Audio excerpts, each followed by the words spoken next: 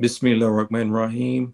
Alhamdulillah Rabbil Assalatu salam ala Rasulillahi sallallahu alayhi wa sallam. Halan wa salam bikum.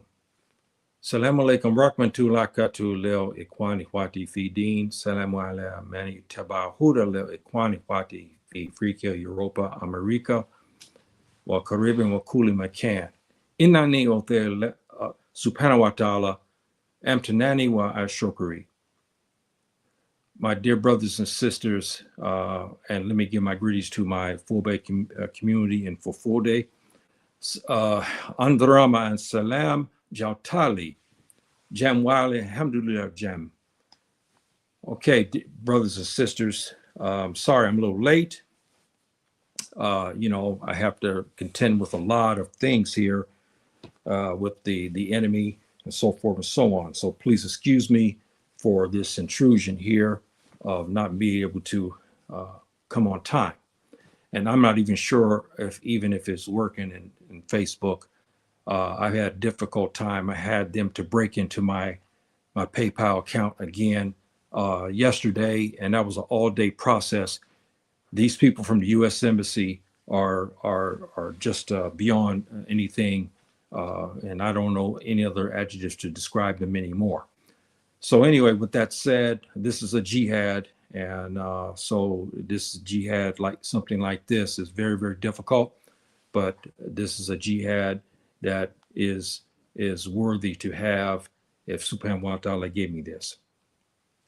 So, brothers and sisters, today we have a pretty heartbreaking topic today, because the why is the heart of the Futafula bleeding, and why is it hurting? Why is there's tears?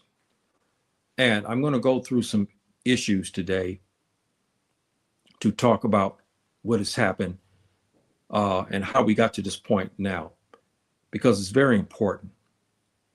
The Futafula community is vast, and we have to understand its meanings and what has happened to the Futafula community.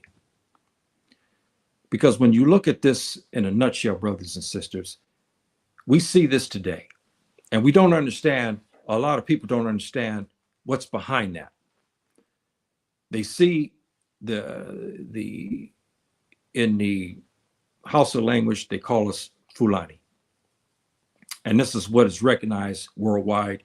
A lot of times you use Fulbe, Fula, Pulo. They don't understand these terms, but they understand Fulani. That's a worldwide term that's used to describe my people and ancestors and so forth and so on. But we have proper names that we use in our own language, in Fulfulde language. And we have ethnic groups, and I'll get into the clans and the Fulani clans another time, because that's important as well to understand about the Fulani clans. So we see a picture like this, and we don't understand why our brothers are taken up to the AK-47. We don't understand why that is. We look at this, we say, well, why are we doing this? And so forth and so on. And we have our Futafula community elders who have been killed and so forth and so on. And these types of actions really hurt us. And this here is in a nutshell, where we had our brothers and sisters who are being slaughtered. I'll get into the other aspects, because there's two sides of the story. But we have too many of our Futafula community people have been killed now for decades. And we had a trail of tears, and our heart bleeds, because we have nobody to come to assist us. Nobody wants to help us when we are killed in the Sahel, when we're killed in the Savannah region. Nobody seems to want to help us. And we see this problem over and over again. So we have our dear sister right here, who now has come to her husband, who was killed ruthlessly by others who want to take revenge out on the Futafula community. So they go after our brothers at the Toro, which are meaning the Fulani people, Pulo, the Phobic community who are living in the city. And so we see our sister here in deep sorrow because what has happened to her husband. This sister here then leaves from this situation now and have to do this. This is what we're talking about, brothers and sisters, that nobody talks about in the media.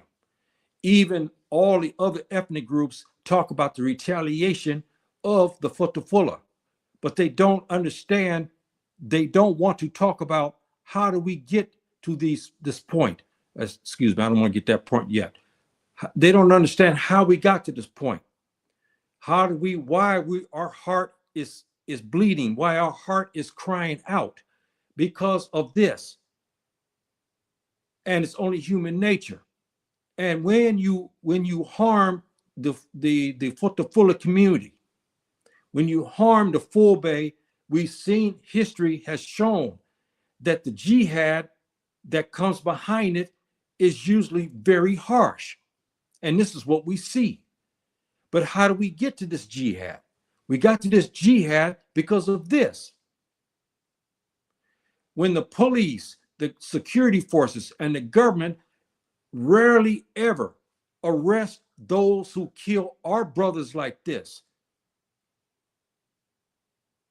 And then they leave, our sister is left to fend for herself. She in turn is usually gathered up by these groups and even by the security forces and raped and ravished.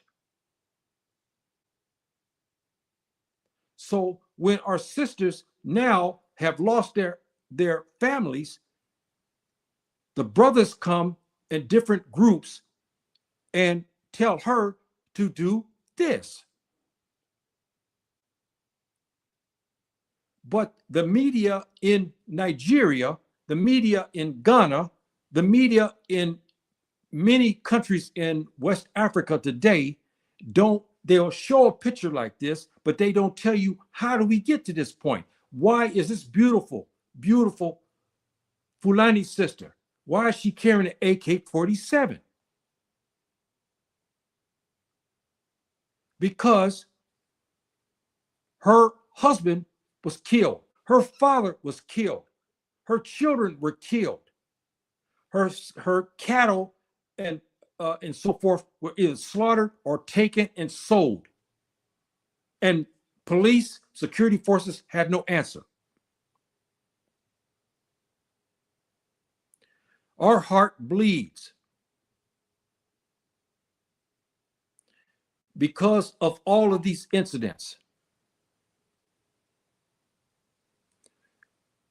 We see this too many times, especially in Ghana, where we have beautiful Fulani sisters who are not doing nothing wrong just because they are from the Futafula community, and because of their heritage and because of the sultanates that range from the 700s to the late 1800s, now ethnic groups take a revenge. And they don't matter if it's a man or a woman, as long as the person to them are quote unquote Fulani.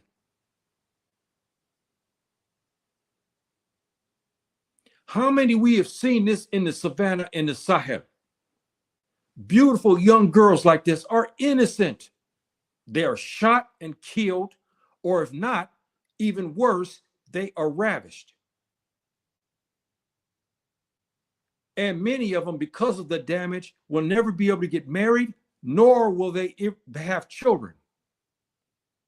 And these who do this, like behind us here, do not suffer any repercussions. The government doesn't go after them. The police administration doesn't go after them. The community doesn't go after them. They consider it an honor for them what they have done to our sisters. When our sisters turn back around and said, enough is enough. She gets trained. I'll get into that. And she gets armed. And she said, enough is enough. You killed my father. You killed my mother. You killed my brother. You killed my husband. You took my children. You killed my sons. So now you have this. Our heart bleeds today. Our heart is broken from sadness because of what has happened and so forth. Let's get into that even more. Let's honor our guest here, my dear sister. Thank you, Linda. This is my sister there in California, near Los Angeles. Thank you very much, my dear sister, for showing up today. Thank you very much. I talk about this because it is a sad epitaph, brothers and sisters. I have to talk about this issue because I am among the fulfilled. My language is fulfilled. This is my heritage. And I have to talk because I have a platform. I must talk about the incident of our people, what has happened to them.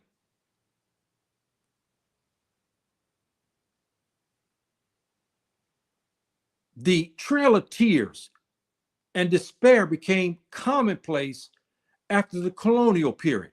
Brothers and sisters, from the 700s to the 1800s, our brothers and sisters had sultanates. We went into Spain, which we call Andalus. We've been in jihad. We've been on and off in power throughout the West African, semi-coastal region, all the way into the Sahara. We know in the Arabic as Sahara, as we call this in Arabic language. And because of this, we enjoyed all the pomp and pageantry and the protection under these sultanates. But when the last of the Futafula sultanates was disbanded, which happened in the early 1900s, our people were left without any protection. This colonial period then led to another great Fula migration, brothers and sisters, throughout West Africa and Central Africa. This cut off kinship lines and ties between us. We have people today of the name Muboro and so forth and so on. They have assumed different names because they have moved in different regions now. Many people don't even understand that they're among the Futafula community because they've changed their designation. This hurtful situation has to be talked about. When our sultanates were disbanded, we lost our protection.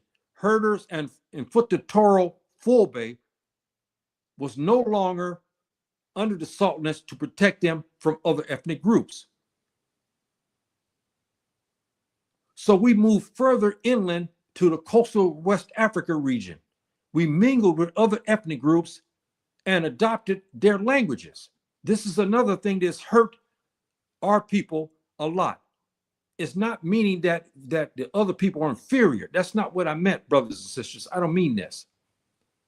But we have been known to mix even in the times of ancient Tahmeri, which we know as Egypt in English language.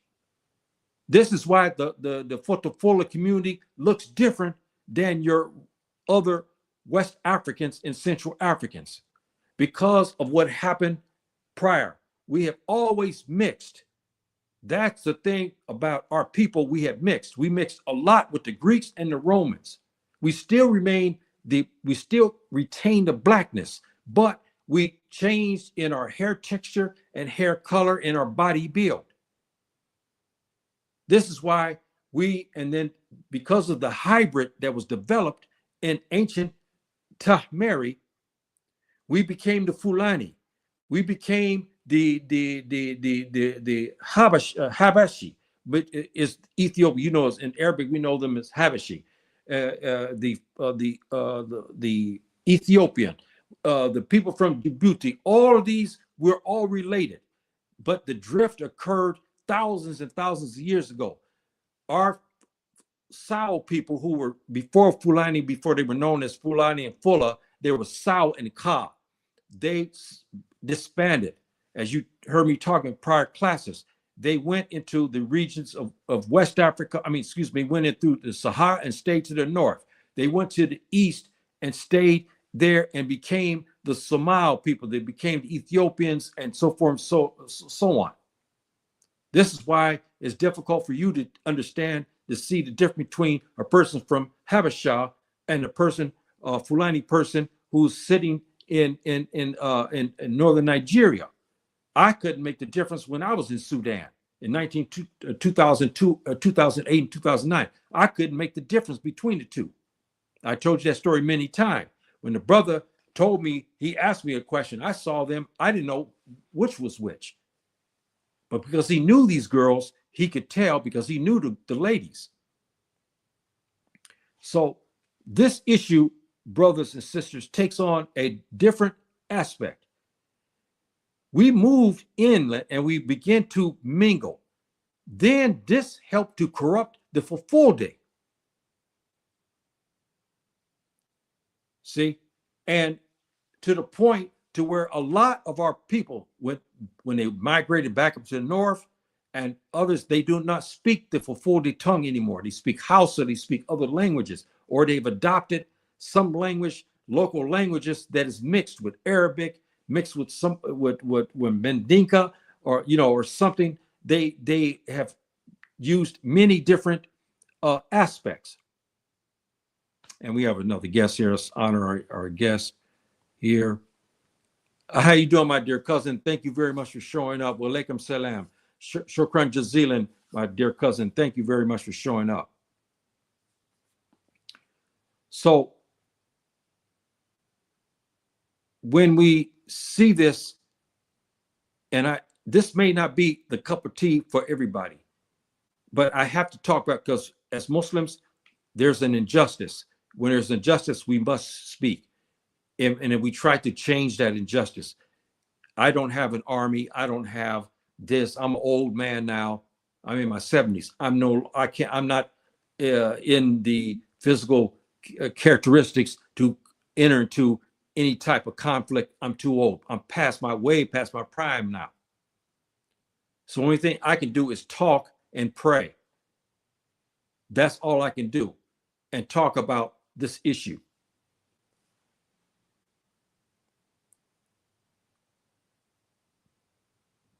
So you have this, brothers and sisters. Our heart is broken. We are hated. We are maligned, and we're lied to. And our history has been slighted as well. When you read many aspects about our people and our history, they only talk to you now, which is funny. They only talk about the 1800s. They don't tell you about the 700s when we became Muslims. I'll get into that when I talk about the Fulani clans, which is going to be a very important topic for those, especially who want to understand about the Fulbe community. I'll give you something to talk about the clans, and I'll take you back to ancient Kemet or Egypt. We understand that today in the English language, so you can get a better understanding of my people. Because a lot of people don't understand that. And the Fulani clans it's very interesting. And it'll trace you back to ancient Kemet, which I've already done, but this time I'm going to even go further into it to show you how we left there and how we still adopted the names from that region. We still have those names today. But that's for another class.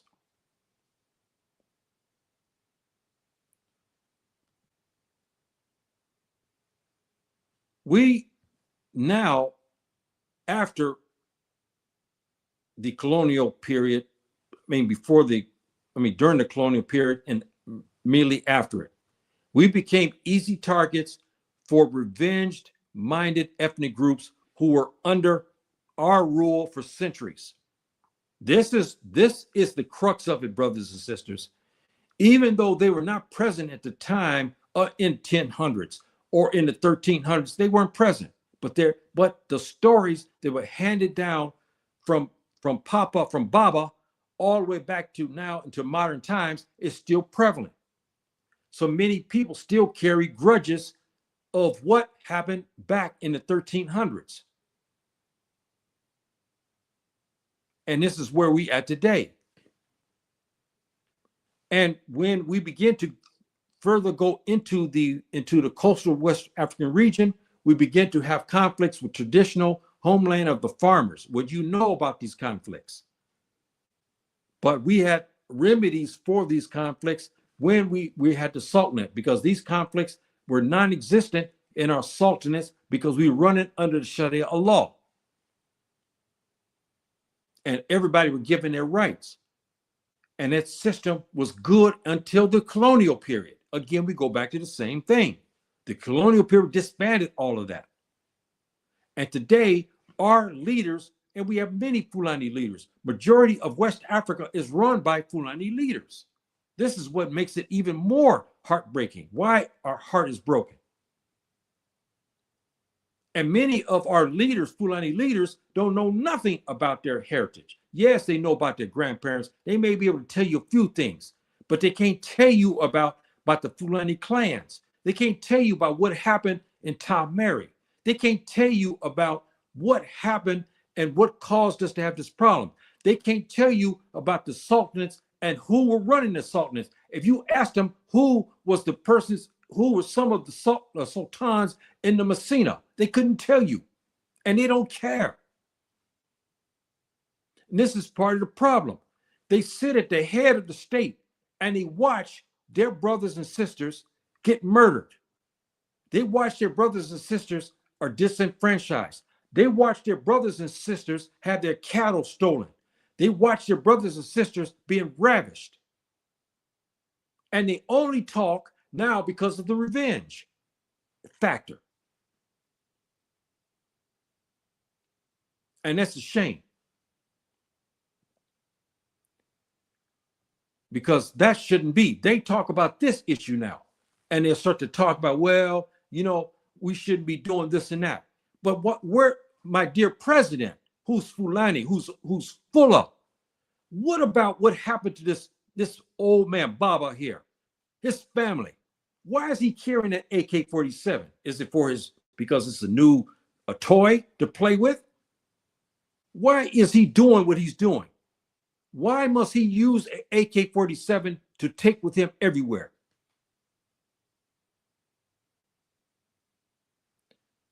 Why are our sisters doing the same thing? Why nobody talks, our brother presidents who are Fulani don't talk about issues like this? Our sisters' hearts are broken because of their husbands, because of their fathers, because of their brothers and their sons have been murdered.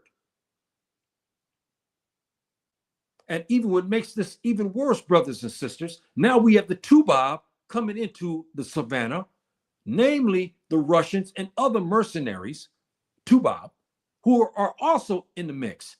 They are killing our brothers and they are raping our sisters.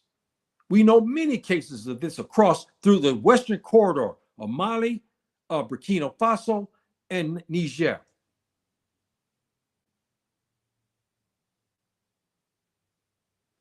And we know because we have sisters who have lived through this horror to tell us what happened.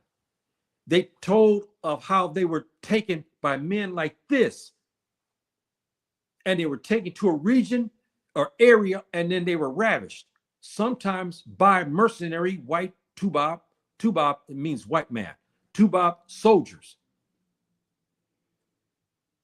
We do not know how many of our young sisters like this are carrying babies from this mishap.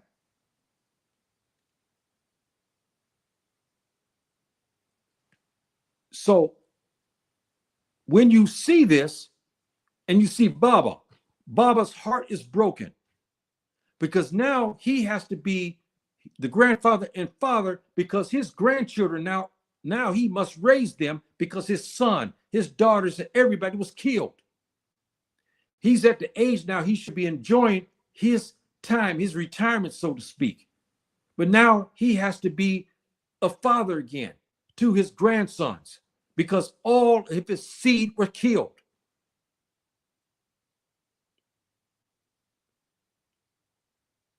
So Baba, in turn, now has nothing to lose anymore. He knows the marauders, the muharaba. We know in Arabic language as muharaba. They come into isolated areas and rob and steal. We call this in the Sharia law, we call these people muharaba. And if you know what the Nabi alayhi done to these kind of people who do this in the open, we call them muharaba. And what the had, meaning the punishment on them. If you read the hadith, it's harsh because what they have done to the community. Baba here sits in tears because he sees his grandsons. He don't know when Subhanahu wa ta'ala is going to take him. He doesn't know what's going to happen to his grandsons there because his son was murdered. His daughters were murdered. His wife was murdered. And now he sits in tears because he don't know how he's going to take care of his grandsons here. Our hearts are broken, brothers and sisters. Our hearts are broken.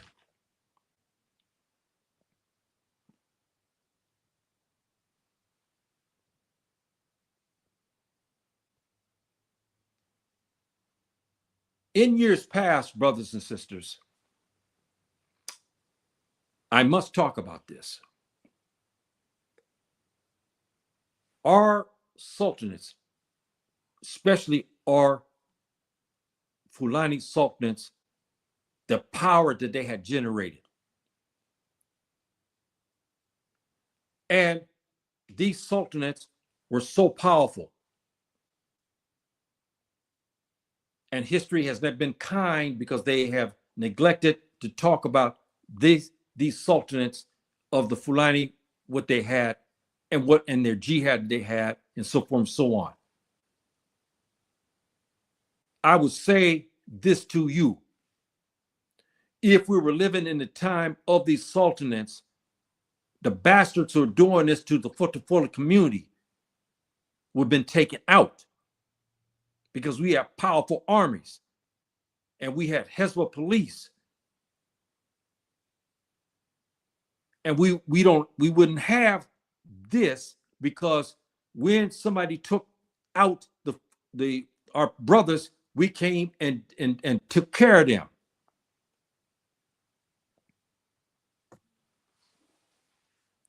We got one question here, generational curses.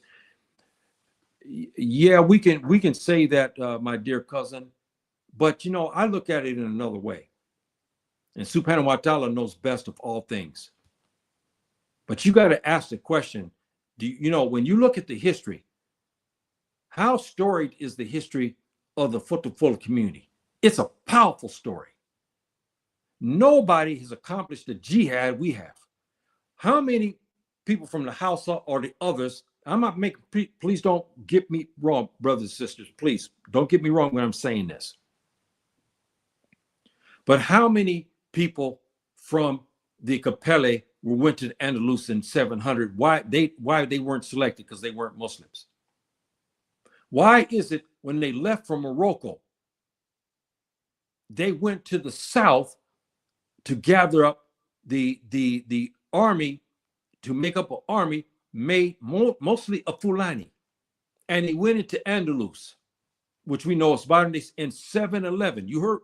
I gave this class many times talking about this issue. To the point we have spread everywhere. We're all the way across West Africa. We're in North Africa. We're in Central Africa. And now we even parts of even in areas of Mozambique has been reported, but they call themselves different names now. We're everywhere. And that's the problem. So now you understand some things here, brothers and sisters. And when you see a brother like this, and you see him sporting an AK-47, now you know, because your elder has talked about why my brother here is in the Savannah region and he's making jihad and he's fighting against security forces. He's fighting against the government forces because of what has happened to his family. When his daughter here is hurt, her husband is killed, maybe her children is killed, Baba says enough is enough. He goes to the security forces, he goes to police, they want to kill him too. So they know now, don't go to them, because they know what that means. They won't do nothing. They know what that means. So now you don't have the gumption to ask the question about the Futafula community is, why are they carrying AK-47s? We understand why. Now we understand why. And what makes this even, excuse me, brothers, sisters, I didn't want to put that one there. We already talked about our brothers here. What makes this even tougher, brothers and sisters, is that when our daughters like this escape, or they were imprisoned, and as one Fulani elder of a village talked about, his heart was broken for a number of years because he don't know what happened to his daughters. His daughters were taken by people like this. He's set in the village sad because he don't know what happened to his daughters. They were only 15, 16, maybe 17 at the time. When they finally made it back to their village, they were no more little girls anymore. They explained about the horrors that happened to them. That's how we know about the mercenaries now have an insatiable appetite for Fulani women. And we have soldiers like this in the background who turned our sisters over and our daughters over to the Tubab, like they did in slavery time.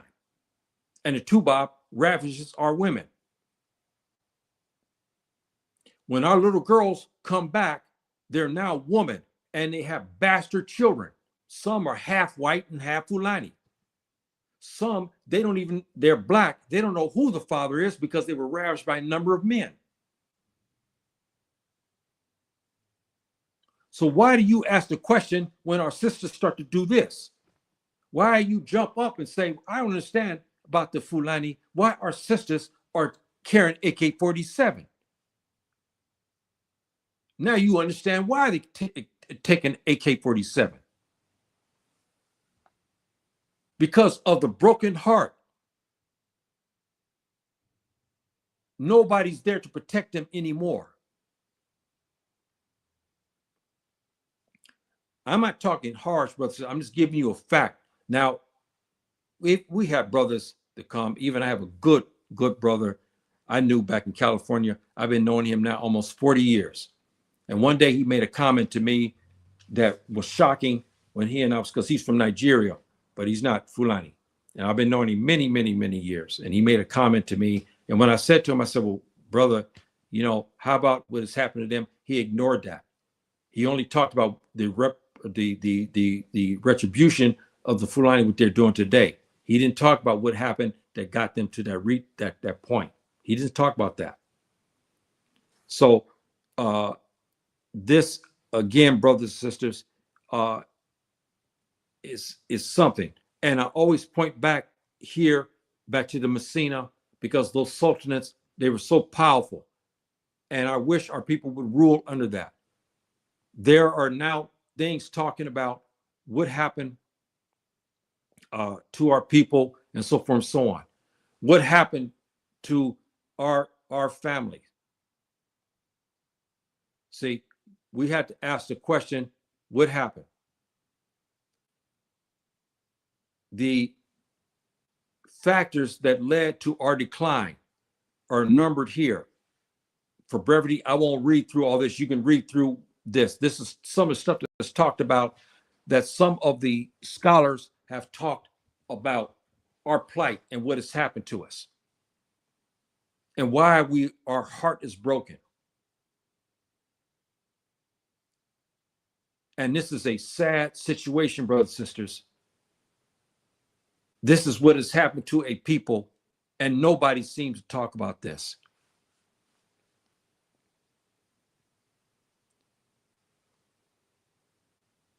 And we try to alleviate our problem, which we cannot do, because the efforts to manage these conflicts often focus on modern solutions rather than rebuilding traditional systems. Remember, you heard me talk about this many times, haven't you, brothers and sisters? Remember, I talked about how in the Sultanates, the problems between the farmers and herders were unheard of because they had a beautiful system developed to benefit everybody. Remember, I told you about this, and I'll give you this thing again about Kwame Nkrumah. This is not off topic. Remember the great revolutionary Kwame Nkrumah, who became the president of Ghana. He inherited a problem to the north, even though he was not Fulani. But he knew, because some of his advisors and some of the people he knew were Fulani. And they began to explain to him how the Fulani sultans, how they governed and how they solved this. President Kwame Nkrumah took those examples from the Messina and he orchestrated that inside his country. But when he was assassinated, all that was thrown out, and then they threw the Fulani out, so to speak. And that's why you have conflict in northern Ghana today. And this situation of grazing and farming areas is one of the catalysts to many of the problems today that we face.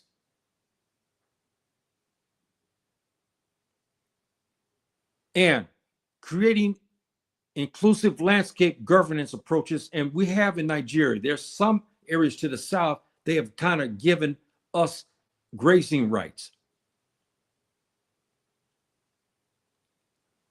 But our Fulani leaders have forgotten about their great ancestors. And if they followed the example of our great sultans and emirs who ruled under Sharia law, thus creating fairness and cohesion between the Futafula, Futatoro, and other groups, they solved these problems, brothers and sisters, by making it equitable for everybody.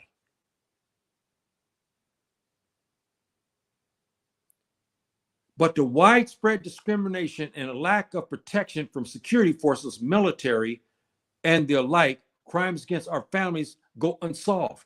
How would you like this? Like it? That's why I make this analogy many times. The Futafula community today are like the African Americans in many respects, like the United States.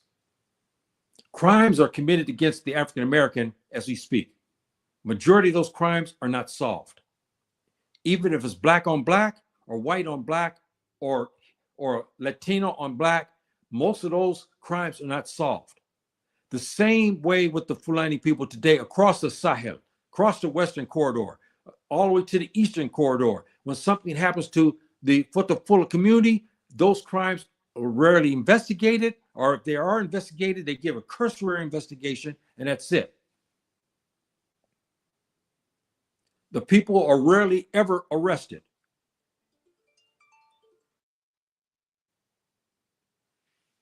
And they follow the example of the great sultans and so forth. They didn't do that. But crimes against our families go unsolved. And this leads to the retribution and retaliatory strikes by disaffected herdsmen upon their aggressors, aggressively pursued under law. When they do something, the law comes down on them. But when the others do something to Fulani, the law is relaxed. Nothing happens to them. The loss of hope for displaced families who lost their cattle. When they ravish our sisters and they kill their family and they take their cattle, there's no apparatus designed to help us to get back our losses. There's no government funding to help us. And generally speaking, they refuse to help us. This has led, now, this is the part, brothers and sisters, that they only talk about. This has led to the criminalization of our youth and families, who in turn join gangs, mafias, and kidnap brigands in order to survive and feel protected. This is what the media talks about. This is what the government talks about. But everything I mentioned above there, they don't talk about that. And when they go out, security forces, and they find a sister like this, everybody want to take her to task for it.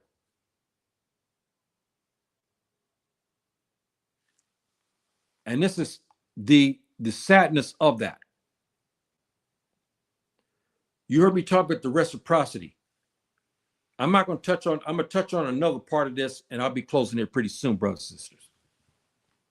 Oh, we got one comment here. How you doing, my dear brother? Thank you very, very much for showing up today. Please subscribe to our brother's station here. He's got a beautiful podcast on history, African history. Please subscribe to our dear brother here. He's Hausa, but he's a still good brother. Thank you, brother. Thank you very much, Sean. Thank you. The reciprocity among the Futafula is great. The Fulani reciprocity is a system of traditional cooperative relations that historically managed risk, regulated social order, facilitated trade, particularly among our herders and neighboring farming communities. At one time, brothers and sisters, both communities got along. Each was respected, and there was a lot of trade going on. And there, yes, they had squabbles, but those squabbles were solved. Now they are not. And this is what makes it so difficult. And our brother here is, thank you, brother. Thank you very much. Thank you very much, brother. Thank you. So we know that the reciprocity, brothers and sisters, is very, very deep among our people. And when we have the reciprocity, then we have the good benefits that help us. And we don't see this. This is why we cry. And many of our leaders have gone to the government. Many of our scholars have gone to the government asking to help for our people to restore the reciprocity so we can get back to living. Not in jihad as we see today.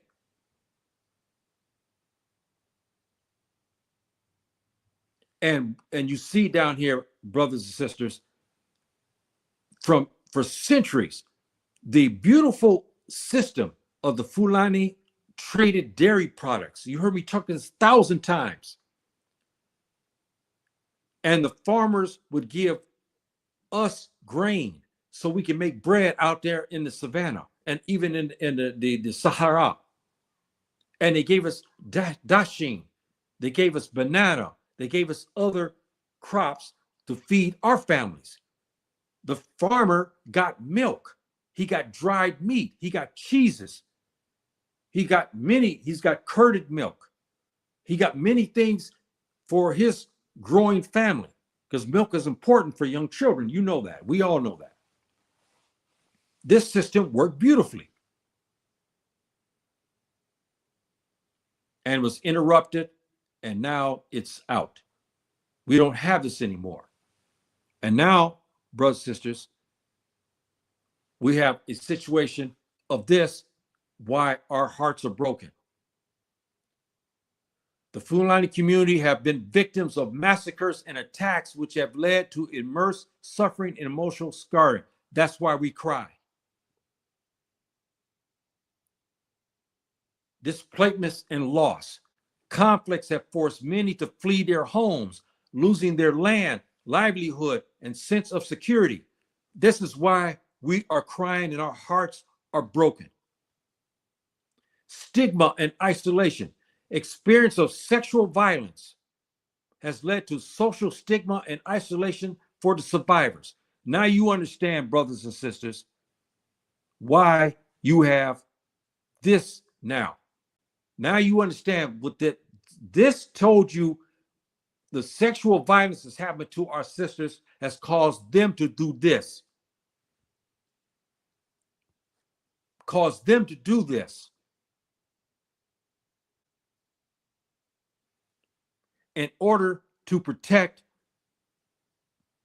their daughters like this, our sisters have to go to the AK-47 to protect her children, her daughters in particular. And our young, beautiful daughters are sitting mostly with a broken heart because they have nothing for them for the future. They don't know if they will get a chance to marry and have children themselves. They don't know how many years they will live because the marauding and murder has gone on for so long. It's gotten to the point where our children don't know. They just don't know. And when they see their mother, they don't know if she's going to be around another year or not, because a ethnic group or security forces can come and kill her or take her and ravish her and then bury her alive, which we have reports of that. So they don't have no evidence. Then we have the as the any group individual experience of heartbreak. The heartbreak, brothers and sisters, because of the stigma, isolation, because of what has happened to our sisters. The conflicts where they have taken our land and our livelihood, they stole our cattle. The Fulani communities have been victims of massacres and attacks. So we isolate ourselves from everybody. Now you understand one of the reasons why the Fulani is always over to himself. He only associates among others Fulani because he can't trust anybody else anymore. The cultural barriers may be the heartbreak related to cultural norms and external pressures that complicate relationships.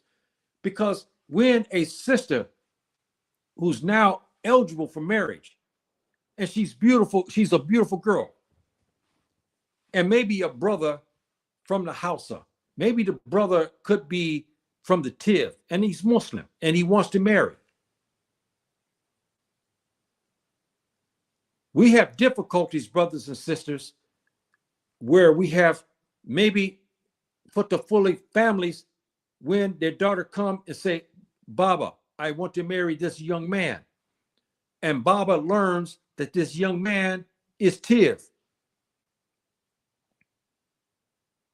Even though he's wrong in regards of Islam, because we don't have this, the what we call asabiya, which is the ethnic rivalries and prejudices and so forth and so on. But he says no to his daughter. I don't want you marrying this boy who's Tiv. I don't want you to marry this boy who's Hausa. I don't want you to marry this boy who's Yoruba. I don't want that. I want you to find a Fulani boy.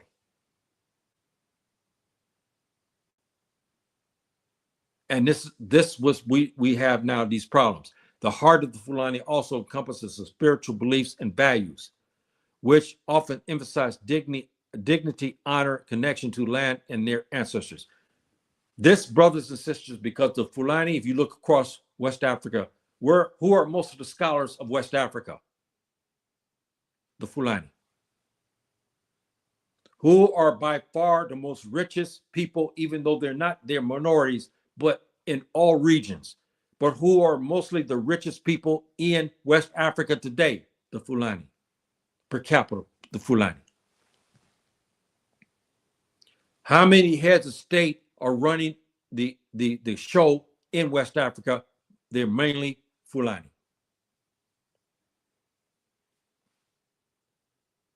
See, so you look all the way across the line, we still are dominating. Now we're starting to go back to where it was, except our Fulani leadership has not caught up with us yet. They're still running democratic ways and means. They're still being controlled by the Tubab security apparatus. So this is a situation. Now you understand some aspects of this. We have two more questions here. We have, I'm glad to have caught. Thank you, my dear brother. Yes, I know it's not easy because there's not enough notices given out and so forth and so on. And he's protecting he's protecting his daughter. That's right. And this is something, brothers and sisters, that is upsetting because the media has painted a picture of the Futafula community as nothing but criminals. But they don't ask the question when it's funny. The Tubab agencies of the UN come down to do investigations. They hear these stories of what has happened to them. They understand. They understand why our beautiful sisters are taking the AK-47. But if you look at the media in Nigeria, look at the media in Ghana, in particular, these two, I'm just saying, for instance, they'll show you this picture, but they don't tell you what's happened to her. They'll say, oh, the Fulani people are none but criminals and they're always in jihad. We don't understand why we want them out of here. And the same officials, you remember that program I had here, brothers and sisters, not off topic. I think it was about 2 years ago. I had a tape that a Fulani brother sent me 2 years ago of the security forces of Ghana. He's caught on tape lamenting about his hatred. He's a policeman in northern Ghana. Here he's lamenting about his hatred for the Futafula community. He was talking about how rich they were. He can't stand that. He was talking.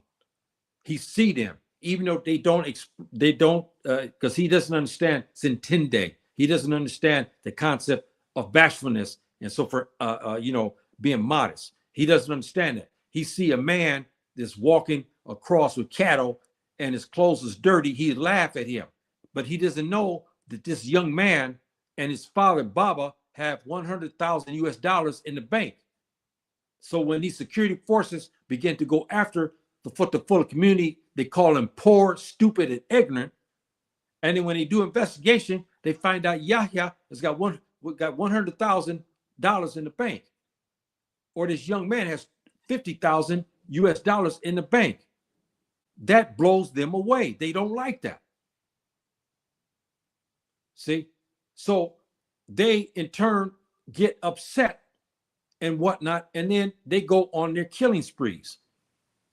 And in this particular instance, they went up to the north to fight the herdsmen. At this time, the herdsmen were in reciprocity because a jihad was called. And herdsmen come from Central Africa. They come from East Africa. They came from the Western corridor that joined in the jihad. And they killed some security forces of the Ghanaians, and many Ghanaians were injured and they ran off. This is some of the things. Now you understand why our heart is broken. Now you understand why, brothers and sisters. Now you understand why our heart has been broken. Why it's hurting. why we bleed, why we cry. Now you understand. You got a basis. All of this, brothers and sisters, has led to the jihad.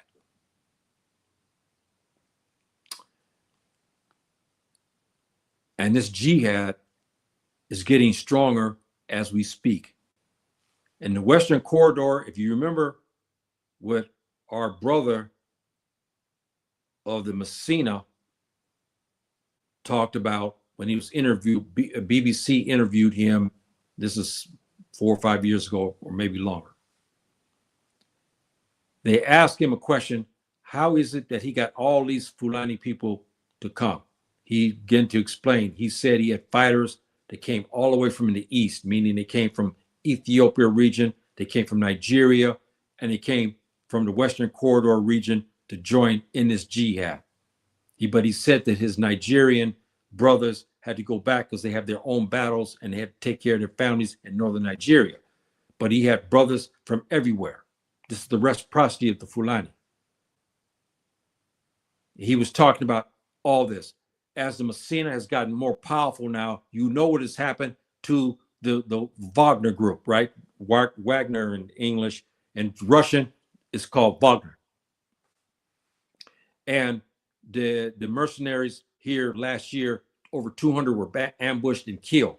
There was a whole set of 30 or 40 of them also were killed in other areas in the Western Corridor.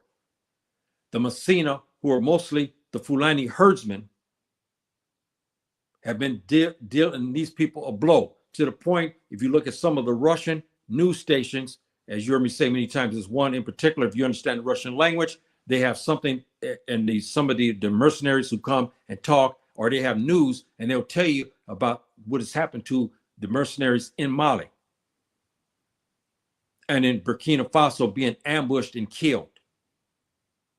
And I remember one was talking about how they were going on patrol through a real bushy area of the savannah region. He said they were watching everywhere. They were looking. They had eyes and ears. They had binoculars. They even had satellite advantages.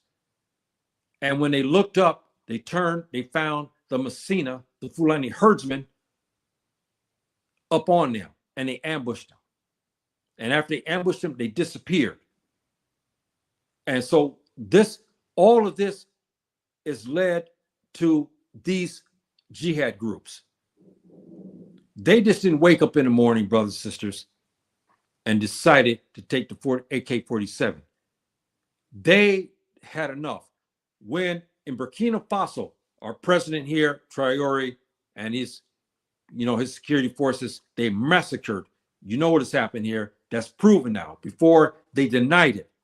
They tried to deny it. But when the Tubab agencies came, now we found witnesses who came out of hiding to give us the story of what happened. And they even pointed to the areas of the mass graves. When the Fulani who escaped through the bush went further north to the northwest, the Fulani group, Messina, okay, from the old sultanate of the Futafula sultanate called Messina. They told them of their massacre, and they said the soldiers, along with white soldiers, Tubab soldiers, were in these areas. And you remember what happened? The Messina, along with some of their Tuareg brothers who joined them as well in that fight, they found them in a one garrison out in the open, out secluded. Nobody goes out in this region because nothing grows there. There's nothing there. You can't raise cattle there, nothing. It's dry. There's no water, nothing. But they had a makeshift, not camp, but like a walled city. There was them in it. They stormed it and killed everybody there. And then he went back to Mali. And you remember President Traoré talked to the president of Mali and asked him to go to the south to deal with the Fulani. He said he has enough on his plate. If he go to fight them, he has enough because the Tuareg and enough in the north will come to the capital, which they're already doing now. Now they've got together, we understand, the Fulani from the south, southeast, southwest are making a push towards the capital. Our Tuareg brothers and Afro-Arabs from the north and the north, east, and west are now descending to the capital. It's a mess. And they vowed to take out the government. You heard my speech here a couple of weeks ago about this. And now, even to that, I was going to do something on it, but I might as well get it out. You heard about what's happening in Niger, right? Niger has got them a full-fledged jihad now is occurring. It's not coming from Boko Haram, because Boko Haram are not in jihad. I don't care. Yeah, these are brothers in Islam, but we got mostly Muslims here. I got to tell the truth. Brothers and sisters, there's no fatwa. There's no standing hadith. There's no orders or command from Subhanahu wa ta'ala in the Quran. There is no standing amr or command, amr in Arabic language, command from the Nabi alayhi salam authorizing you or me to go kidnap other Muslims, women and children and wives and so forth and so on, kill our brothers and sisters outright. There's no authorization for that. That's not jihad. That's criminal. When they took their raids into Niger, the Niger government fought them. And here's the other part to this. The Messina and many of our Fulani groups in the northwest part of northern Nigeria took on the Boko Haram. That was not reported much. There were clashes to the point where they drove them out of Niger back into the Cameroons. They went into the Cameroons to find them, to engage them, and they left the Cameroons and went back. Now it's a battle going back and forth. Sometimes they would catch some Fulani and they would kill them, but they got the wrong ones, but they said, I don't care, these Fulani will kill them. So the herdsmen are looking for them again. This stuff is still going on. But in Niger, they got a full-fledged jihad. It's like it's coordinated. We had this happen in Mali. Now a jihad is happening in Burkina Faso, brothers and sisters, as well. And now Niger is being hit with a jihad from the Tuareg and from the Afro-Arabs and from the Fulani. I don't know if I have a map here. Yeah, we got here. I think this is in English for everybody. Yeah, here we go. Yeah, this is in English so everybody can understand this. Because sometimes I put the wrong map here. I get the ones in Arabic. Now you see this map here, brothers and sisters. The Western Corridor region is under siege right now. Mali, Burkina Faso, and Niger are under siege from jihad, from the Mujahideen groups who vowed to take these people out. I believe it's coordinated because I find it awfully strange that suddenly you have a jihad in Mali where you have to the northern part of Mali, you have the Tuareg and Afro-Arabs are descending to the capital. To the south, east, and west, the Messina, our herdsmen brothers are descending to the capital. And Burkina Faso, after they killed those white soldiers, Tubab soldiers who were mostly, I think, Russian, and the security forces, they're actively engaging in jihad in Burkina Faso. President Traore has got a big problem. Not only does he have to contend with the Americans, because they were just there about a month ago or so, and he's got to contend with the French because they're trying to assassinate him as well. And then he went and had his security forces to kill our brothers and sisters. He's got a jihad is coming after him as well. So we have a hell of a mess in this region, brothers and sisters, a hell of a mess.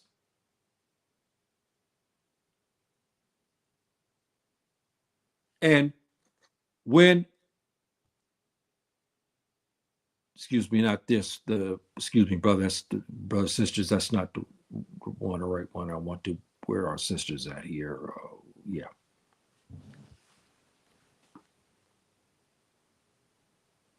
When they have reports, I'll get to your comments, brothers. Hold fast, please. Our sisters are carrying this AK-47. Our sisters are carrying AK-47 in northern Nigeria. They're carrying AK-47 in Niger. They're carrying AK-47s in Burkina Faso. They're carrying AK-47s in Mali. And when the security forces have come down on our daughters like this, innocent young girls, they're not in jihad. They're young girls.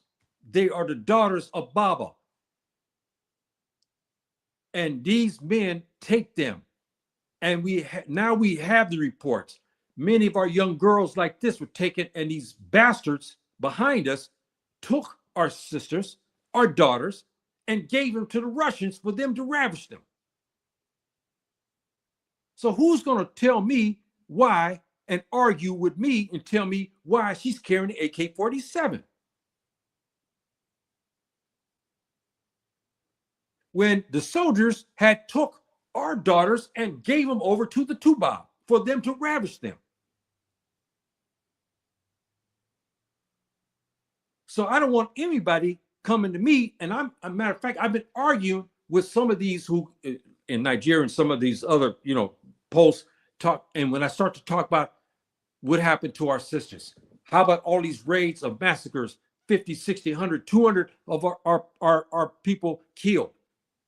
They don't want to talk about that. They keep talking about the Messina. They keep talking about the herdsmen, and they keep talking about the bandits and the kidnappers. That's in the Muharabas. That's what we call them.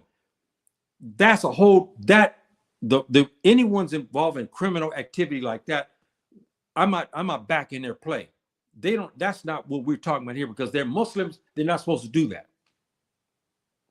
But I'm saying to you, brothers, sisters, what is she supposed to do? She's in the Savannah region. There's nobody there left to protect her. So who's going to come complain to me or say something to me about this? And I ask you, what is she supposed to do? The police are involved in this, in the raping of our women. So what is she supposed to do? She has to take care of herself.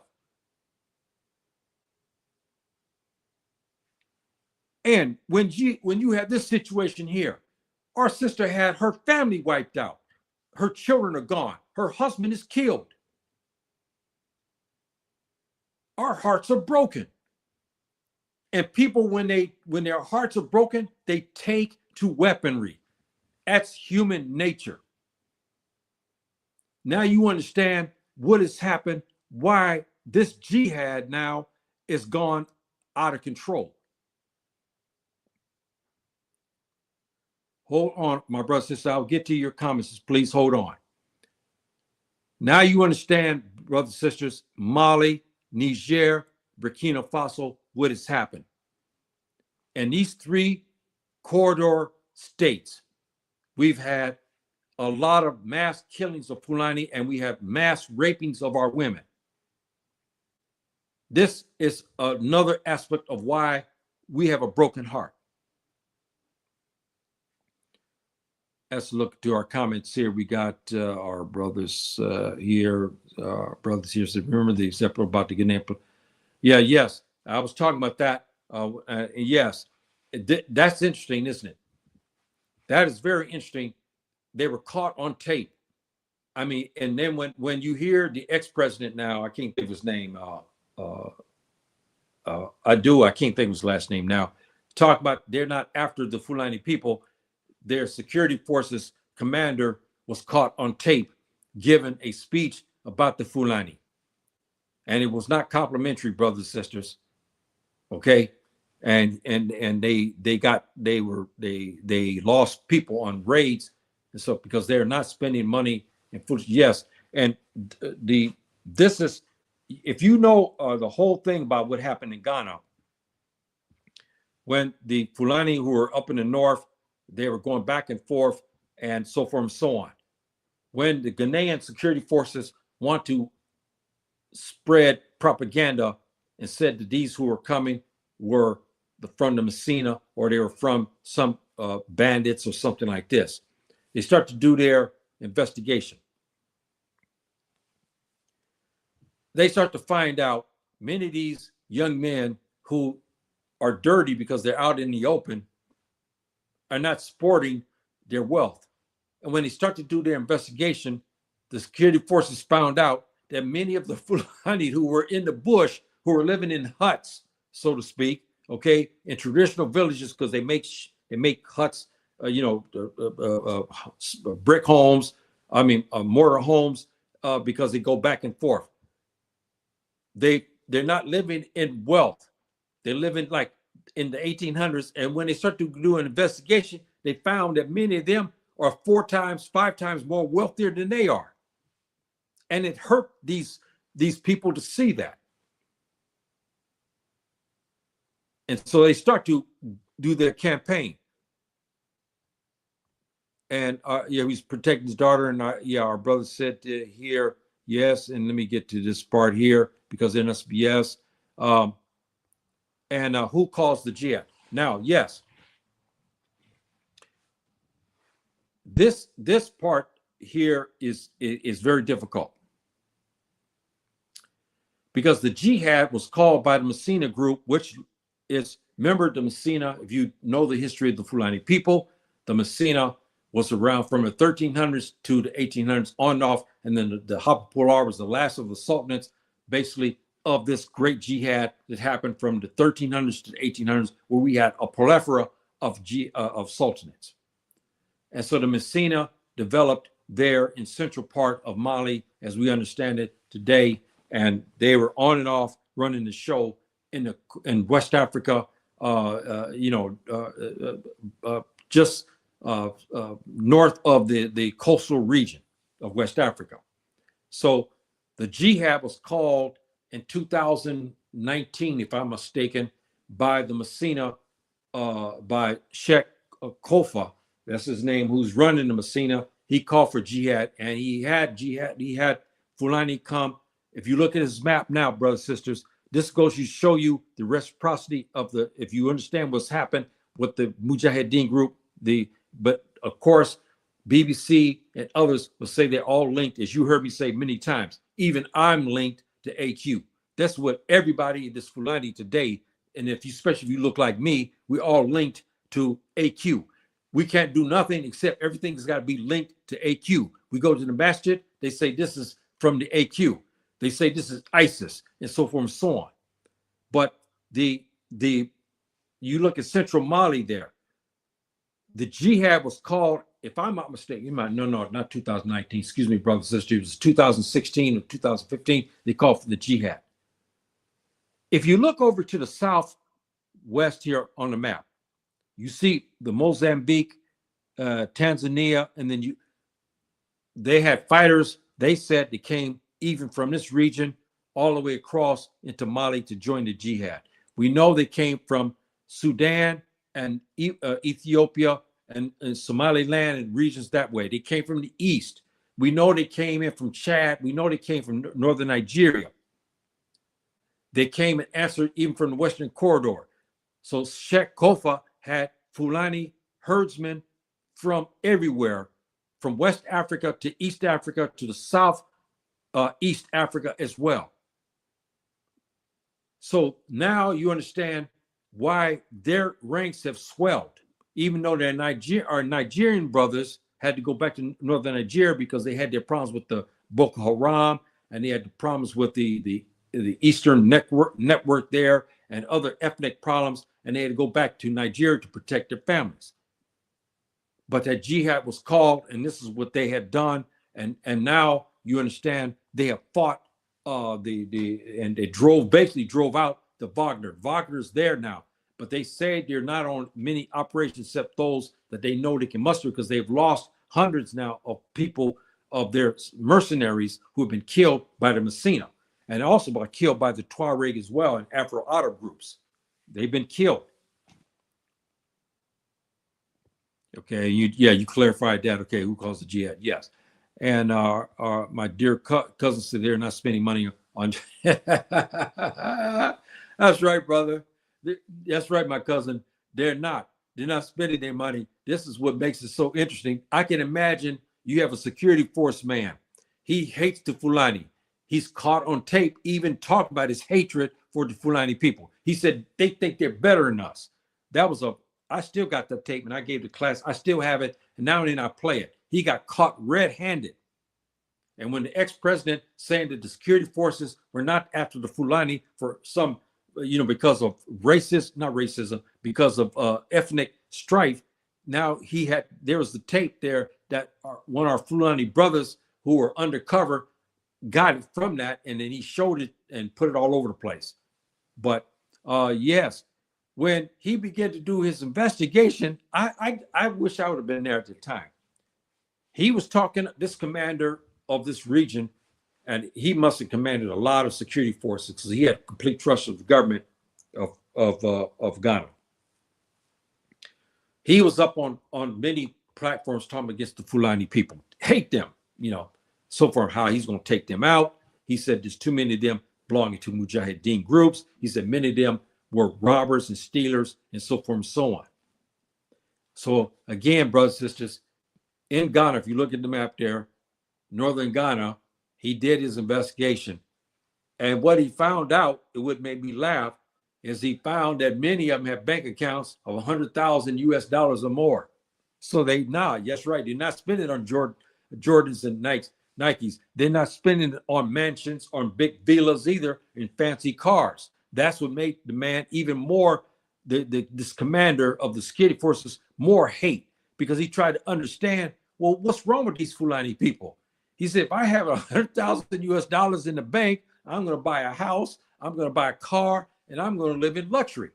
But the herdsman don't look at it that way, because he doesn't understand that we have Pulaku and we have Sintinde as the number one, and that in itself of bashfulness, and that is a trait even for Islam as well, because in Islam we're not supposed to be boastful. Even if we have what we have is a fine line of boasting it. See, so and it really hurt him. He didn't like that. And I'm a teacher and tried to tell our youth to stop spending on yes, but it's kind of difficult in America, my dear brother. You know that because of the sin city, the cities of sin cities, you know that in America, and the trappings of the devil is there, and it's not easy to hold your money, and everything costs. Nothing's free there. Everything costs money, and it's very difficult to live. So many brothers and sisters have they don't save their money very much. So now, brothers and sisters, you have this backdrop. Those who came late, please review the part of this tape here, talking about the broken heart of the Fulani people. And please subscribe also, brothers and sisters, to my channel and also to my WhatsApp channel. Every time I said I was going to do that, but I forget to put it, but I'll put it in the thing in comment section later on if you're inclined to join that. And if there's any more questions, brothers and sisters, please feel free to do it. I'm finished, because now we're at part of the time of year where all the prayers are now much closer in time. In the spring, they start to widen out, and each prayer, there's a lot of hours in between them. When it gets into the winter time, the prayers are much closer together. So I'm already finished all my prayers today, and I got, of course, my night prayers, which will come down here in another 5.5 hours, 6 hours. Again, brothers and sisters, don't be swayed and you get after your brothers and sisters in the Savannah region. When you see them do this, okay, please don't misunderstand this, and don't get on our sisters when our sisters are brutalized and they now are doing this. Ask questions first. Ask why our sisters are doing that. This is what you have to do. Don't take it for granted that don't listen to everything that's said in the media against the Fulani people. Because if you're in this region, you have no way to go, and someone gives you a mean to protect yourself because you lost your family, the security forces are not going there to protect you. And you know the stories now that's been written about our sisters here. The security forces will come to the Savannah region. They love to ravish our women. They'll come to the Savannah region looking for, quote unquote, the Messina and Mujahideen and terrorists, they say. And they know what they're there for. They're there to ravish the women. So they go in there with AK-47s and they take our daughters. See? So we know that. And, you know, don't misunderstand the situation and blame and ask why we are doing what we're doing. And nobody talks about this, brothers and sisters. The broken heart of the Fulani people, the Futafula people, nobody is talking about the tears of our daughters and our mothers and our wives. We're losing a lot of our brothers to violence. They are being killed and massacred. You know, the UN talked about this, about the West African, the landscape, saying that it's a full-fledged war zone. And if they don't solve this, and now the Fulani jihad is starting to get stronger and stronger. Nobody among us, yes, we're not talking about the bandits. The bandits are wrong. The Muharaba, the kidnappers, they call them in English, we call them Muharaba because part of Muharaba is kidnapping and robbing people and so forth and so on. We call Muharaba in the Arabic language under the Sharia. So the Mujahideen groups are growing stronger now. The Messina and others are growing much stronger. Now you understand why. Now you understand why. Violent attacks, brothers and sisters, on our communities we have been the victims of massacres and attacks. That's why our retribution has been so harsh. When the Fulani herdsmen go to the Tiv in northern Nigeria to go massacre his families, the press talks about what happened in that situation, but they don't report that the Tiv came and killed a bunch of Fulani, innocent Fulani children and husbands and wives who were tending their cattle. So when the herdsmen heard about it, they came in jihad to find the Tiv who did it. So they go to kill them. I'm not saying it's right, because we know under the Sharia law it's not. They're supposed to turn them over to the Sharia court. But we know what's happening with the Sharia. Most of the parts now, we know that it's being run. But we know some of the situations are not going very well. The conflicts forced many to flee their homes. So you see this, and now you understand, brothers and sisters, the difficulties on what has happened with us. And now you understand why we have a broken heart, why we are crying. All of this suffering, massacres after massacres. One here, another, 5 months ago, big massacre of Fulani in Burkina Faso. They tried to deny it, but now we found our survivors. They led the UN observers to mass graves where our Fulani villages were wiped out, and they buried everybody in a mass grave. We have all of that. Don't be surprised, brothers and sisters, here shortly, you're going to hear of another ambush. And the Messina will come into to Burkina Faso again to kill the soldiers who killed the Fulani. This is what they're doing. And many of you don't know that. But we have retribution. Now the Mujahideen groups are coming back in revenge. They're starting to go back into Burkina Faso. They'll kill soldiers who they know were involved. This is a different situation, brothers and sisters. See, because we have to redefine terrorism. I got to mention this part because I remember this. The AQ and IS, if you want to talk about terrorism, that's yes, because they'll set a bomb and put it in the marketplace. They don't give a damn who they kill. They kill innocent women and children, and then they have the nerve to talk about this is their martyrdom. You had no right to take their lives because you wanted to kill a few people over here, so you killed everybody in the village. I mean, you killed everybody in the souk, in the marketplace. Or you go and you put a bomb on a bus. You kill Fulani, your own brothers and sisters, and you kill other innocent individuals. Now, that's quote unquote terrorism.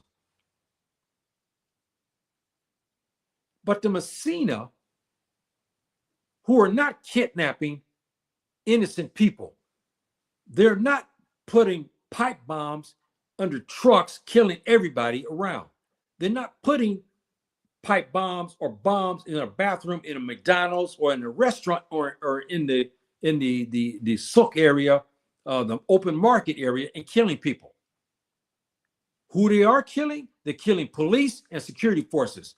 I don't know if we can call that terrorism, especially when these security forces and policemen are killing Fulani in the open. And now we have proof of that in Burkina Faso. Now we have proof, and we found the mass graves. So when the Messina comes in to kill some of President Touré's security people, can we call that terrorism? I don't call it that. I'm not trying to say it's right or wrong, but we got to look at it as as it is. Who is going to take those security people plus the Tuba who are assisting them and some of the villages? Who's going to put them in court? Nobody. Who's going to come to arrest them after they have slaughtered all those Fulani and buried them in mass graves? Now we have covered it. Who's gonna? Nobody. Nobody has been arrested. Nothing. So when the Messina came and killed those security people and killed the Russians on top of that, everybody called it terrorism. Wait a minute. Wait a minute, brothers and sisters. When they took our daughters like this under gunpoint, took it into some region away from their homes, away from their mothers and fathers, and they ravished our girls for months. Is that terrorism?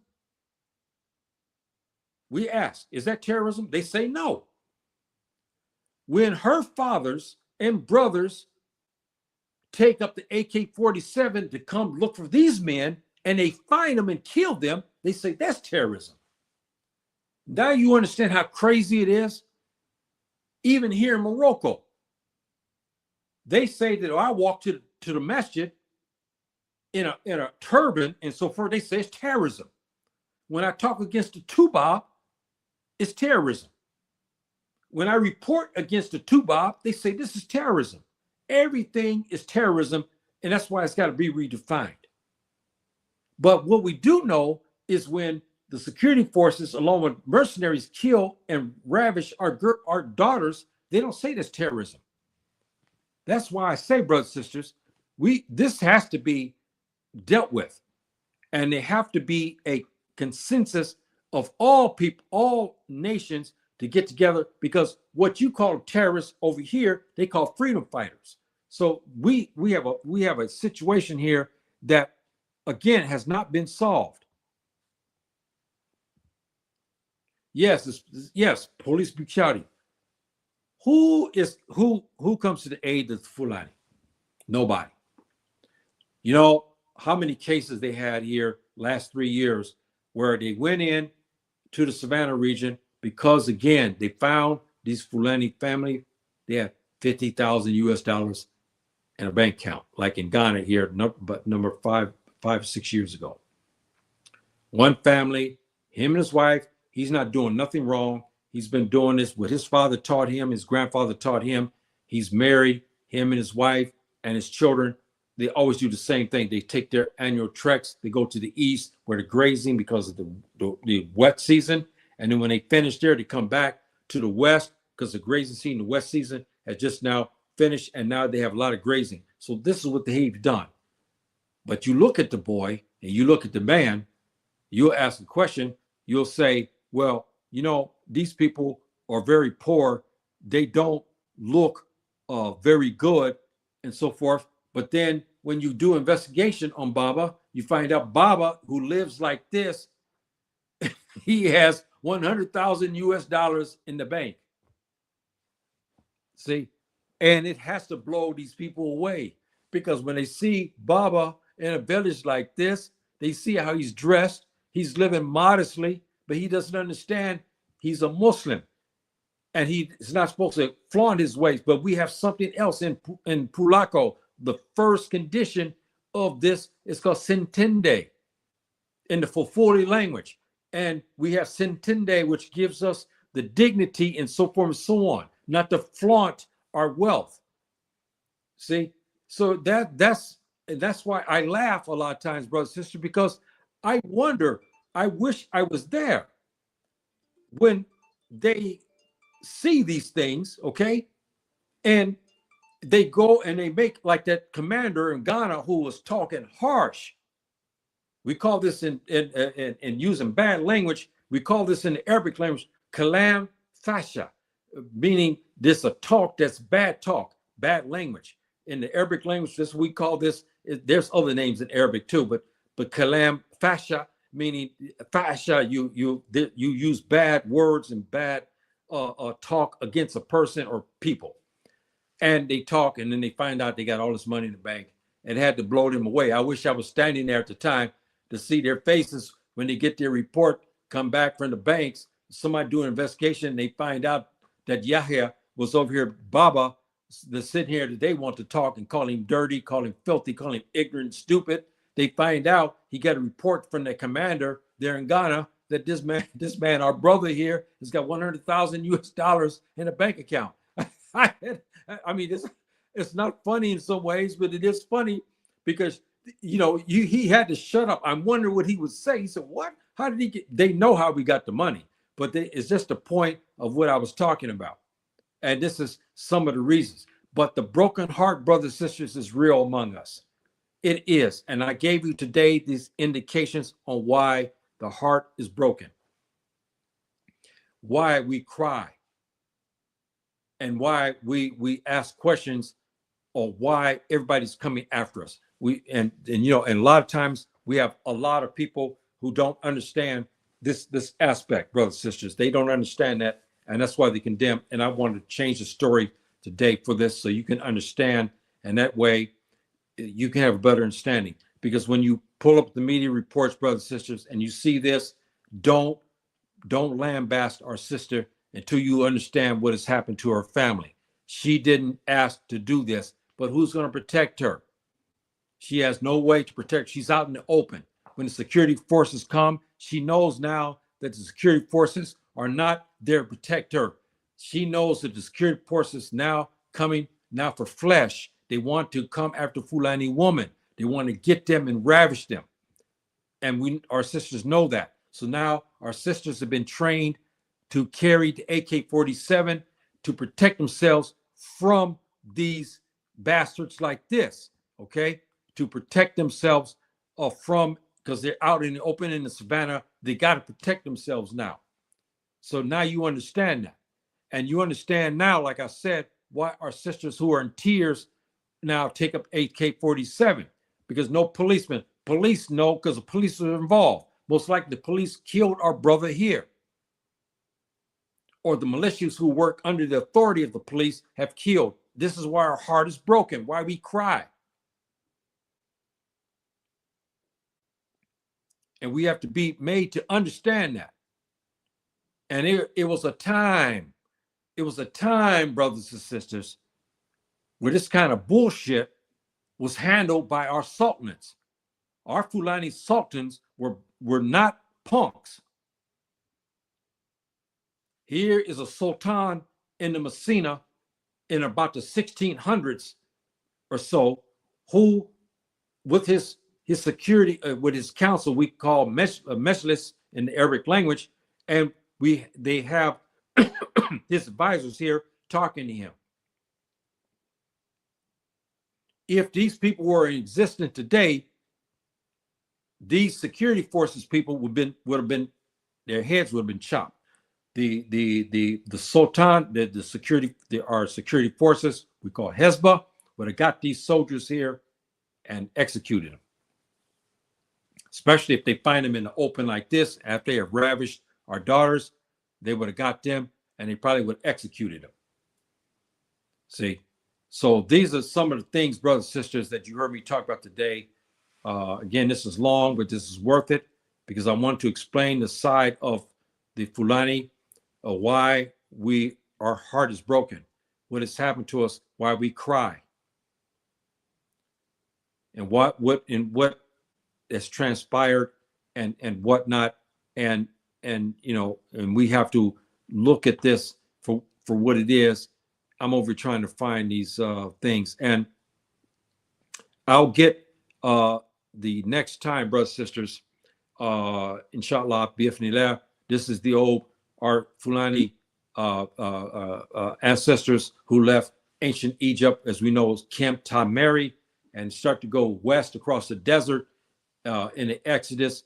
This is where they were in the olden times there, over 5,000 years ago, and so forth and so on, as they made their trek across. I will talk about the Fulani clans, so I hope you stay tuned for that sometime this week, brothers and sisters. I know it's not easy, but this is why I want you to subscribe to my WhatsApp channel, because when you subscribe to my WhatsApp channel, I'll put up in the comment section.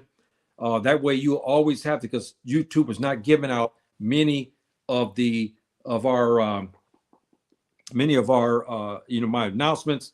My videos, they're not giving out notices very well, and so forth and so on. And matter of fact, even Facebook is not doing a very good job of it either, and whatnot. So I will talk about the Fulani clans and so forth and so on, and I hope you stay tuned for that, because it's a very interesting, as I did my research and talking about, and now I've proven again that we came from ancient Egypt, as we know as Kemp, because there's things, I'll get into that the next time that we will meet, and so forth and so on. But it's very interesting, brothers and sisters, that we in the history, and I'm not going to give you much more to this, but I want to get this put in your head for you to follow me here in a couple of days when I talk about the clans and why it's so important about the Fulani clans, why the Fulani people should never forget them. But we have, in modern times today, nobody cares about that. Maybe many of our youth, they're more in tune on music and soccer and everything else. They forgot about their ancestors. We have our leaders today. You heard me talk many times. Don't give a damn about that. They should be trying to follow the great sultans, which they don't want to follow. They don't care about that because they're under the thumb of the Americans, and they don't want to look at their ancestors who ran the sultanates like this and get the advice by looking at them and going to Subhanahu wa Ta'ala, asking for his guidance so that way he can lead his country. They don't do this. They ask for democratic ways and means, and democratic ways and means are not approved. Our ancestors didn't use democratic ways and means. They used the Sharia law. That's why they were so powerful. That's why they stayed in power. The Fulani stayed in power from 711 all the way to the 1900s. That's well over 1,500, 1,600 years ago. That's what, 1,400? That's one. No. Yeah, no more. Yeah, that's what six. My math, but it's a long time. It's a long time, and I wish now that our leaders and so forth will go back and revisit that, but I know they will not, because matter of fact, I see in Facebook, I see many of our leaders who are nominated, they are now start advocating things against Sharia law, even though they don't understand that this is Ridda and Deen in Arabic language, meaning this is apostasy in English language for the religion, what they're advocating. See, and when a man comes to you and tell you, look, this is over here, politics and religion is over here. So you keep out the Sharia law, keep it over here to the left, and we run over here. Brothers, sisters, you just made a grave error. If you don't know that, say if you ignorant, that's different. But you know that and you make comment like that's Ridda. See, that's ridda, because you can't make a comment and tell that subhanahu wa ta'ala's law is less than that of the law of the kafir. That's just wrong. Okay, it's ridda and deen. But these are some of the issues again, and I will cover the clans here, inshallah ta'ala, and whatnot. I'm hoping there's any more questions here and whatnot.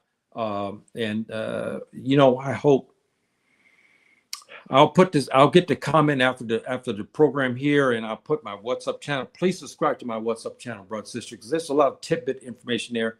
It's not only about the videos, but when I get something, I learn something, or find something interesting, I put it there so you can always be kept abreast. And then because I've had a number of Fulani people, my brothers, come to me and tell me they didn't know I've been having these programs. They thought I was finished, because they said they never get notifications. But I asked them to subscribe to my WhatsApp channel, and I believe they did. So now I'm getting ready to do a show. It'll pop up in your WhatsApp, so you'll know now, and you have the link, and you just come to the channel, because you're not going to get this information on YouTube. YouTube's not going to give you notification. A lot of times, only a few of us are getting it, and I got over 1,200 subscribers, and maybe only 30 or 40, maybe less than that, are getting it, and the other 1,000 or so are not getting it. That's how bad it's gotten now. And whatnot. But that's, it's just the part of the way it goes today. If there's any questions, we got here. Let me see. Excuse me here. Okay, we got here. I'll find a call it live. Hey, how you doing, my dear brother? Yes, sir. Yes, sir. Yes. Anjurama, my dear brother. Mayate. Thank you very much. Thank you very much, my dear brother, for showing up today and whatnot. Yes, this is again, and even today I was late. I've been having a hard time as usual getting my programs out because of what has happened. I got my enemy, or is Raven Havoc. They broke in even to my PayPal account here the other day. They're doing this relentlessly. Every couple of months, they do the same thing over and over again. They break into my bank account and stuff like this. It's just, they're criminals. It's criminals. And I was going to do something, and I'll get ready to close, brother, sister, because this it's not really off topic. I was sitting here reading here the other day, and I was looking at this one terrifying hadith of the Nabi alayhi salam. Very horrifying. He was talking about the end times war between the Christians and the Muslims. When I revisited that hadith again and looked at the tafsir from many of the scholars of Islam from many eras, and I was terrified at this. It's going to happen, brothers and sisters. This great war between the Muslims and Christians is going to happen. And I was going to do a class on this, but I think I'm going to leave it alone, because why? It's so terrifying. And I think I don't want to touch it because it's terrifying. When I read some things from the scholars of the past who had, it's a dream, a deep dream. Okay, and usually these type of dreams come true. Some couple of centuries ago, we had a scholar who was near his deathbed. He had a vision. Now we're starting to see it's coming true. He said that, here we go again.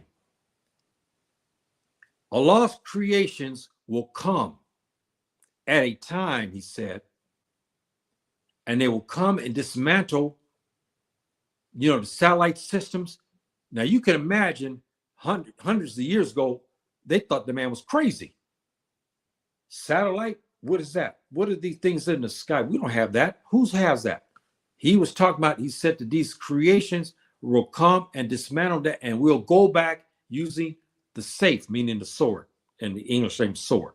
Safe in Arabic means the sword. He was saying that we'll return back, meaning the American forces, which Malcolm al-Hajj said before his death. He said that the Americans could not win a ground war anymore. Now it's right, because we get to that point.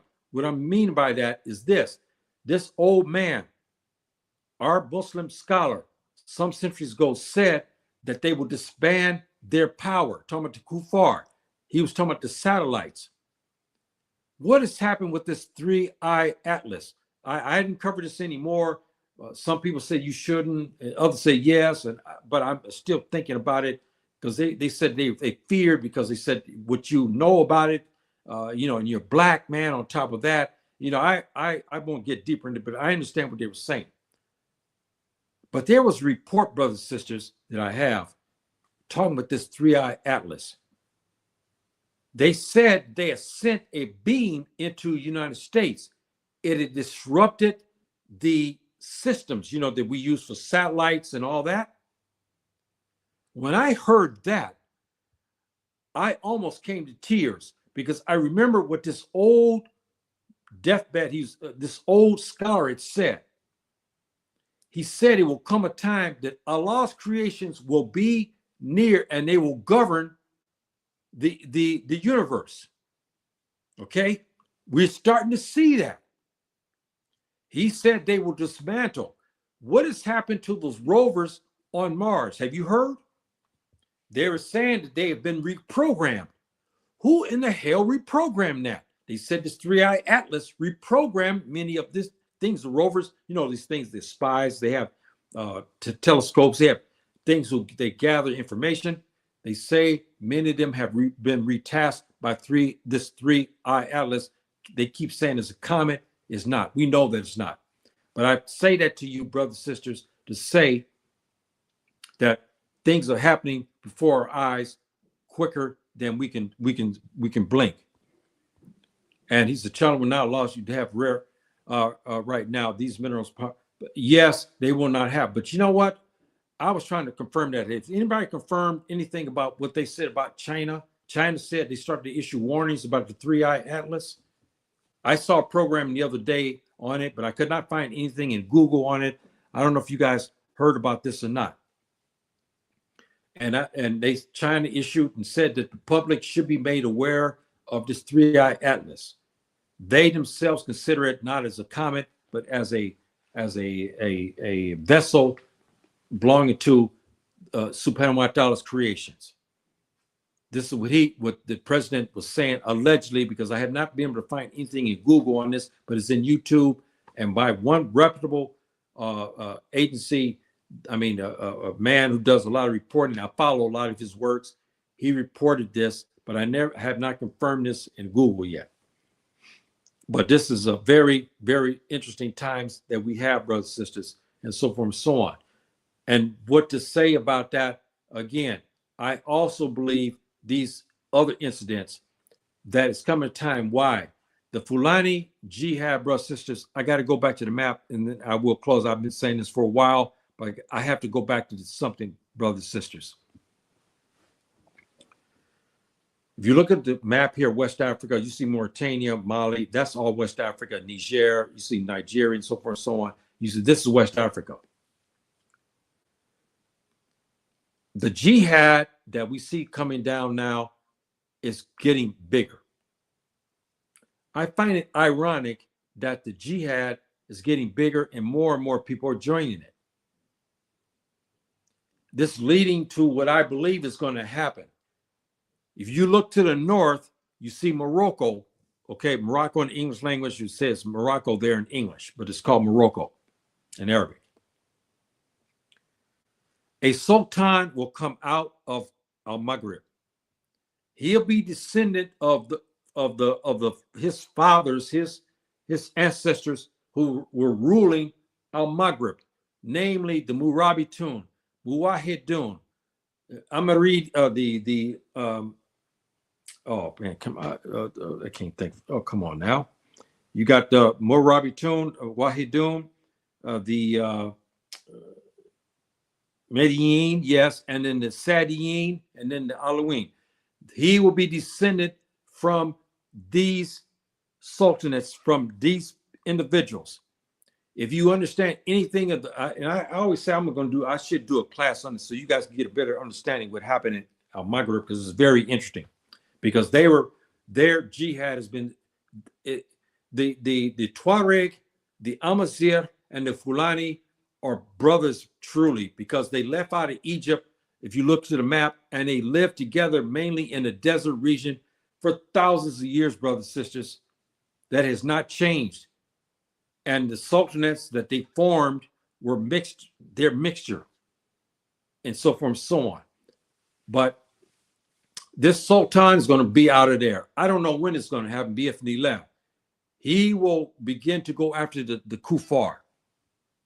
There will be no more kuffar that we understand today running anything in Africa, because the sultan will rule all of Africa. And he's going to rule it with an iron fist. It's going to be the Quran and the Safe. Bottom line. He will weaken. Then the kuffar will come back into power again. And the Nabi alayhi salam talks about a great, great war. When I read that, it gave me chills. It gave me chills, which I believe millions of people will die. And I was going to do a class on this, but I don't want to talk about it. Horrendous. I think this is something that I don't want to do a class on, because it's so horrendous. You're talking about death. And I think I want to stay away from that. But anyway, brothers, sisters, this is, I'm definitely now near the end. And I'm hoping that you please spread my tape, brothers, sisters, please.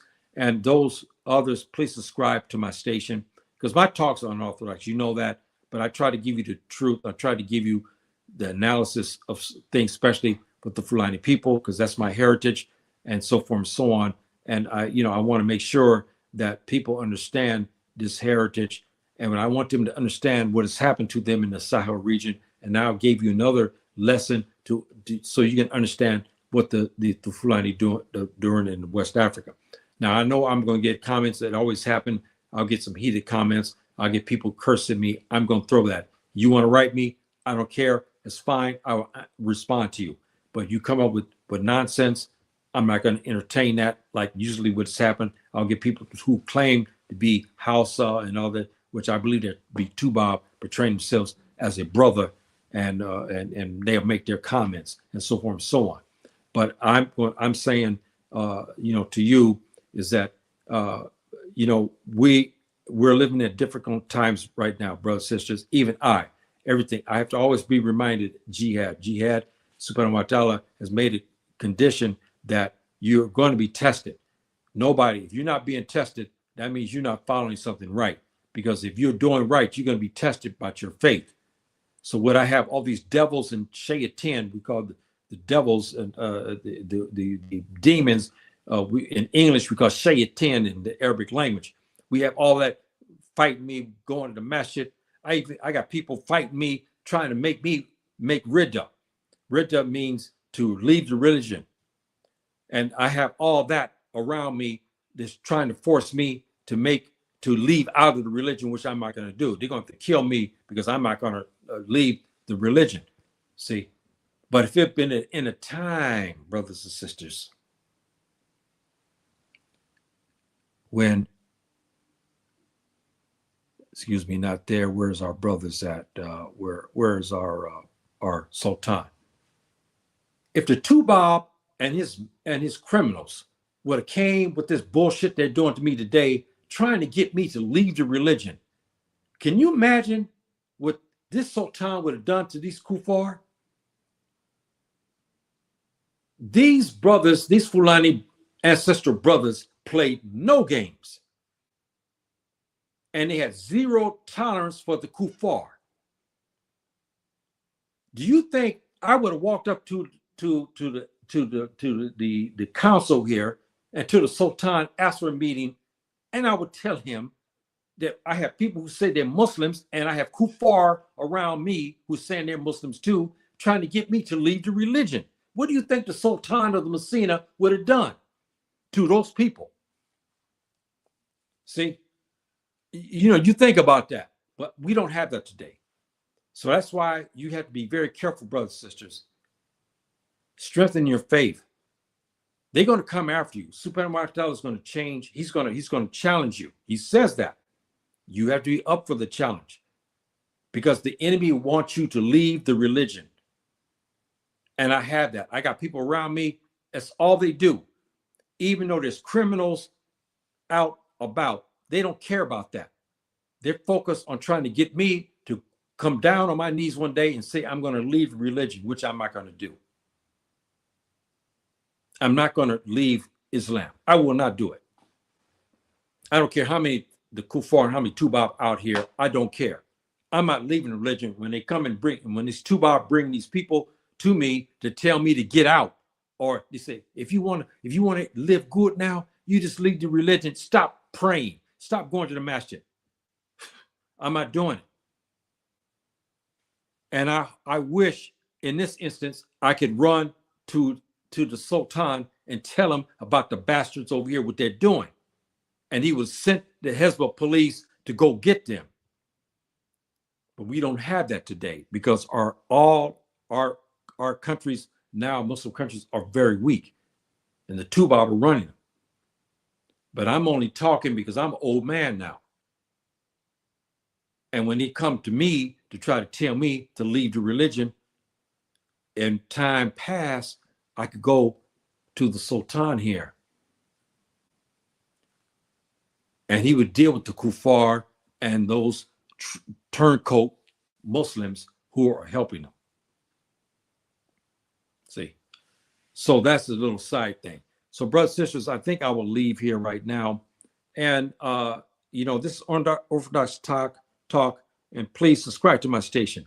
And I will talk about the Fulani clans here, inshallah ta'ala, because it's very important about the clans to understand that. I don't know the Hausa and some other groups, they have their clans as well. But because of the size of the Fulani people, I'll give you a story what has happened. It's very, very interesting about the clans. I'll give you names and everything. I gave some names before, but I'm going to give you many, many names of clans. And you'll tie this to Mehar Neher, the languages were spoken in ancient Egypt a long time ago. These names are from that. That's proof, again, that the Fulani people were there in ancient Kemt. And we have so many murals, brothers and sisters.